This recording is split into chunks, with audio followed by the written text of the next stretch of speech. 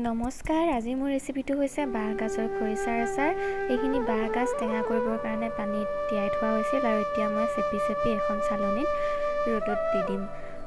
একেবাৰে খৰখৰীয়া হোৱালৈকে নিদিওঁ, অকণমান পানীটো শুকোৱালৈকে ৰ'দত দিম।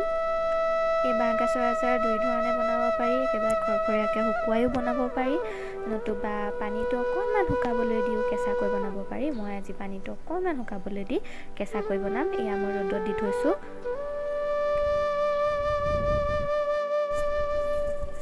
সম্পূৰ্ণ এটা দিন ৰ'দত শুকোৱাৰ পিছত খৰিচাখিনি এনেধৰণৰ হৈ পৰিছে আৰু এতিয়া এইখিনি মই আচাৰ বনাম। আচাৰ বনাবৰ বাবে মই লৈছিলোঁ পকা জলকীয়া। আচলতে মোৰ ওচৰত পকা জলকীয়া নাছিল, কিন্তু যেতিয়া পকা জলকীয়া সৰহকৈ থাকে তেতিয়া মই এনেকৈ এটা বটলত তেলত দি থৈ দিওঁ আৰু আজি এইখিনিকে ব্যৱহাৰ কৰিম। আৰু মই লৈছোঁ পাঁচফোৰণ আৰু আজৱাইন। এতিয়া কেৰাহী এখনত তেল অলপ গৰম কৰি কেৰাহীখন গেছৰ পৰা নমাই ল'লোঁ আৰু এই গৰম তেলতে আজৱাইন আৰু পাঁচফোৰণখিনি দি দিম। ইয়াত আৰু বেলেগ মছলা একো প্ৰয়োজন নহয়, কাৰণ বেলেগ মছলা ইয়াত ভাল নালাগে। একো নিদিলেও অকল তেল আৰু জলকীয়া দিও থৈ দিব পাৰে। এতিয়া মই ইয়াতে খৰিচাখিনি দি দিম। আটাইখিনি খৰিচা দি ভালদৰে লৰাই ল'ব লাগিব, তেলখিনি যাতে সকলোতে সোমায়।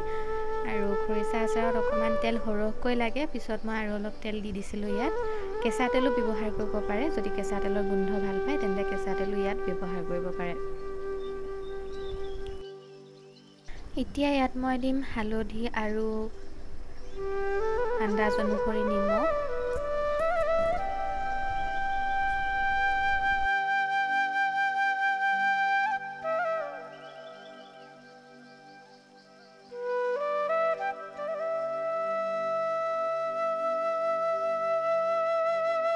দি দিম এই তেলত দি থোৱা জলকীয়া গোটেইখিনি দি ভালদৰে সানি দিম।